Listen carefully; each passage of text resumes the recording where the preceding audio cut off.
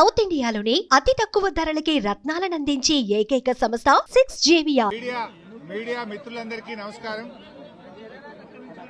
ఈరోజు కాళేశ్వరం కమిషన్ లో భాగంగా ఈరోజు మమ్మల్ని పిలవడం జరిగింది. కమిషన్ అడిగిన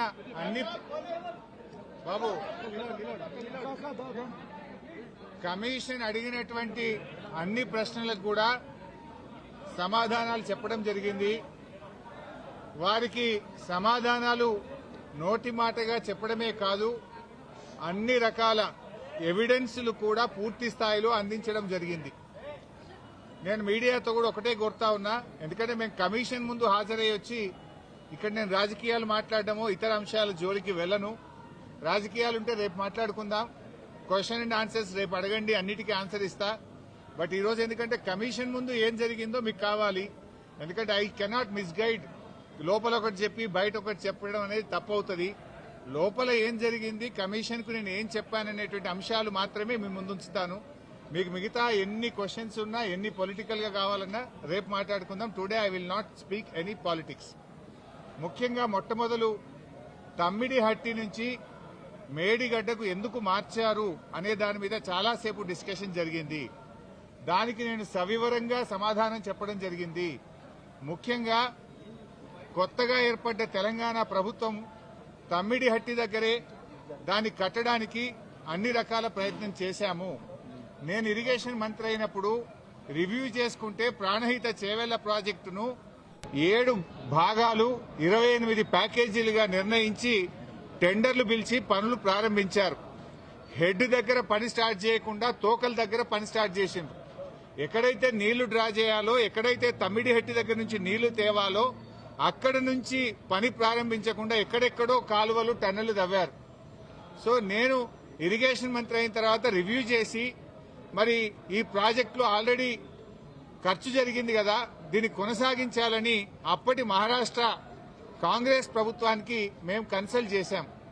హసన్ మిష్రిఫ్ గారు కర్ణాటక ఇరిగేషన్ మినిస్టర్ గా ఉంటే ఆయన దగ్గరికి ప్రభుత్వం ఏర్పడ్డ నెల రోజులకే వెళ్లి, మీరు దయచేసి మాకు అనుమతి ఇవ్వండి, మేము ఇక్కడే మహారాష్ట్ర ప్రభుత్వానికి మేము కోరాం, దయచేసి మాకు అనుమతి ఇవ్వండి, మేము మా వాళ్ళు మాకంటే ముందున్న ప్రభుత్వం మరి తమ్మిడిహట్టిని నిర్ణయించుకొని ఆల్రెడీ పనులు ప్రారంభించారు, 28 ప్యాకేజీలకు టెండర్లు పిలిచారు, మమ్మల్ని ఇక్కడ కట్టుకోవడానికి అనుమతి ఇవ్వండి అని అప్పటి మహారాష్ట్ర కాంగ్రెస్ మంత్రి, నీటిపారుదల శాఖ మంత్రి హసన్ మిష్రిఫ్ గారిని కోరాం. ఆ మినిట్స్ ఆఫ్ ద మీటింగ్ కూడా కమిషన్ కి అందించాను.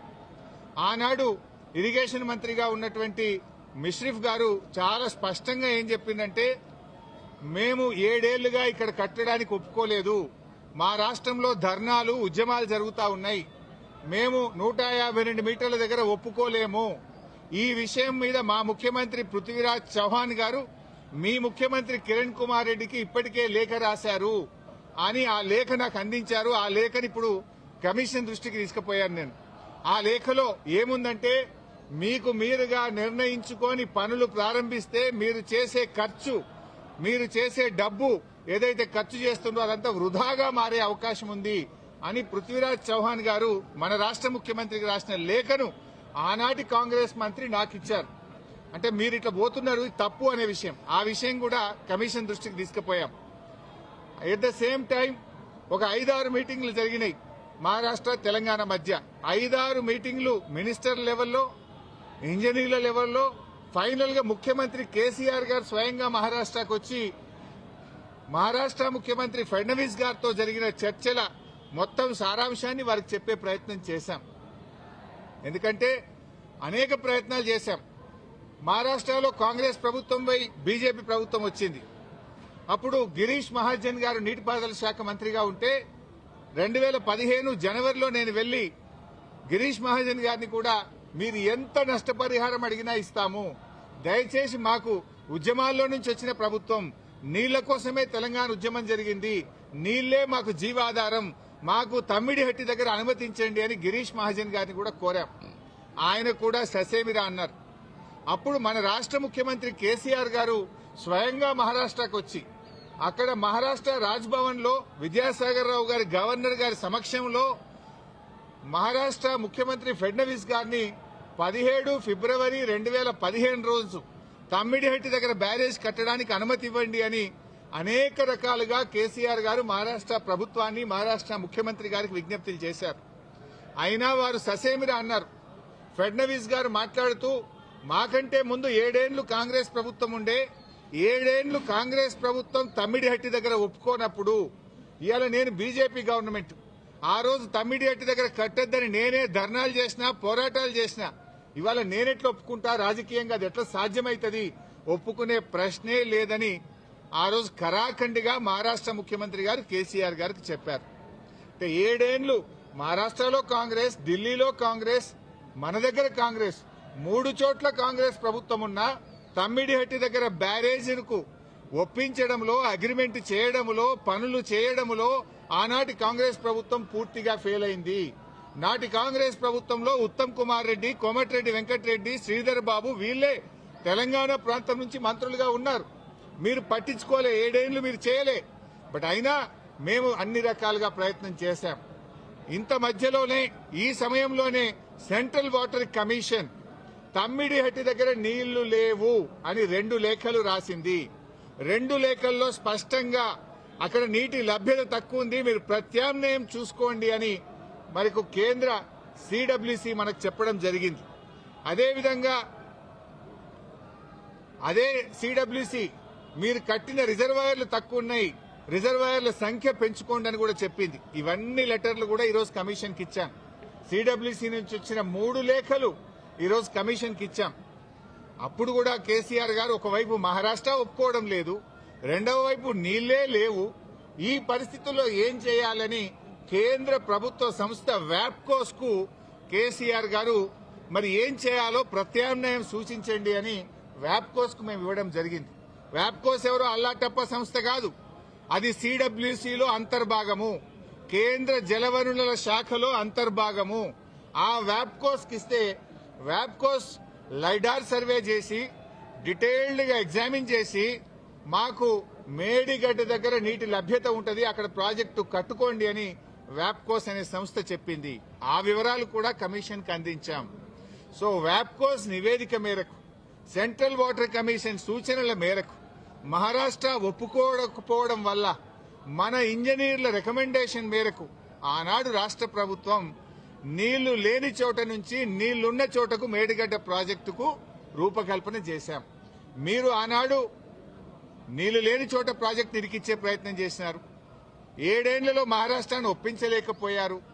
అక్కడ వైల్డ్ లైఫ్ ప్రాజెక్టు కూడా ఉంది, చాప్రాల్ అనే వైల్డ్ లైఫ్ ప్రాజెక్టు కూడా తమ్మిడిహట్టి దగ్గర ఉంది. వైల్డ్ లైఫ్ ప్రాజెక్టుకి అనుమతి రావాలంటే 10 ఏళ్లు అవుతుంది.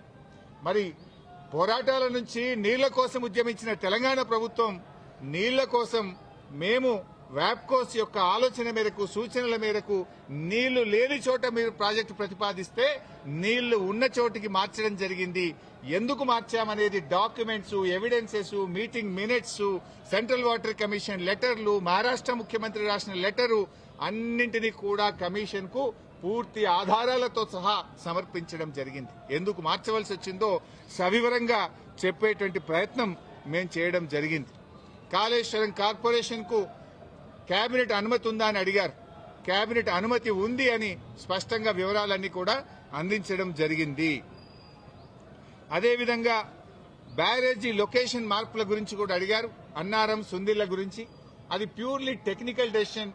ఇంజనీర్లు డీటెయిల్డ్ సర్వే ఆధారంగా దేశంలో అనేక ప్రాజెక్టులకు కూడా ఈ రకంగా మారుతుంటాయి. మన నాగార్జున సాగర్ కూడా మారింది, ఎస్ఆర్ఎస్పీ ప్రాజెక్టు కూడా మారింది. సో అది ఏదన్నా డెసిషన్ బ్యారేజ్ కొంత ముందుకు వెనకకు జరిగేది అది ఇంజనీరింగ్ డిపార్ట్మెంట్ తీసుకోవాల్సినటువంటి నిర్ణయాలు అనేటువంటి విషయాన్ని కూడా కమిషన్ గారు అడిగినప్పుడు మేము చెప్పడం జరిగింది. మొత్తంగా ఈ ప్రాజెక్టులో రిజర్వాయర్ల కెపాసిటీ ఎంత, నీటి నిల్వ సామర్థ్యం ఎంత ఉంది అని అడిగితే 141 టీఎంసీల సామర్థ్యం ఉందని చెప్పి కూడా మేము వారికి చెప్పడం జరిగింది. అదేవిధంగా కాళేశ్వరంను కొంతమంది ఇవాళ పిచ్చి పిచ్చిగా కూలేశ్వరం అని మాట్లాడుతున్నారు. మొన్ననే నేను ప్రజెంటేషన్ లో కూడా సవివరంగా చెప్పాను. కాళేశ్వరంలో 100 భాగాలు ఉన్నాయి, 100 భాగాల్లో అన్ని ఇంటాక్ట్ ఉన్నాయి.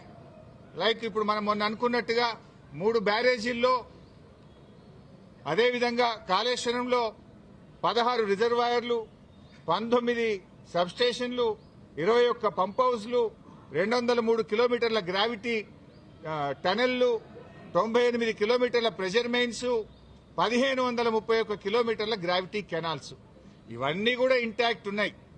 ఒకవైపు ముఖ్యమంత్రి గారు మొన్న పోయి గంధమల్లకు శంకుస్థాపన చేశారు. మరి గంధమల్లకు నీళ్లు ఎక్కడి నుంచి పోతాయి? మల్లన్న సాగర్ నుంచి పోతాయి. మల్లన్న సాగర్ ఎక్కడిది? కాళేశ్వరంలో అంతర్భాగం. ఇంకొక వైపు హైదరాబాద్ కు మూసీ సుందరీకరణకు నీళ్లు తెస్తా అంటున్నారు. ఎక్కడి నుంచి తెస్తా అంటున్నారు? మూసీకి హైదరాబాద్ కు 30 టీఎంసీల నీళ్లు తెస్తామంటున్నారు. మల్లన్న సాగర్ నుంచి తెస్తామంటున్నారు. మల్లన్న సాగర్ ఎక్కడిది? కాళేశ్వరంలో అంతర్భాగం. అంటే ఇంత స్పష్టంగా ఒకవైపు ప్రభుత్వమే కాళేశ్వరం మీద ఆధారపడి హైదరాబాద్ కు 30 టీఎంసీల నీళ్లు తేవడానికి టెండర్లు పిలుస్తుంది. ఇంకొక వైపు మల్లన్న సాగర్ మీద ఆధారపడ్డ గంధమల్లకు టెండర్లు పిలిచి ముఖ్యమంత్రి శంకుస్థాపన చేస్తారు.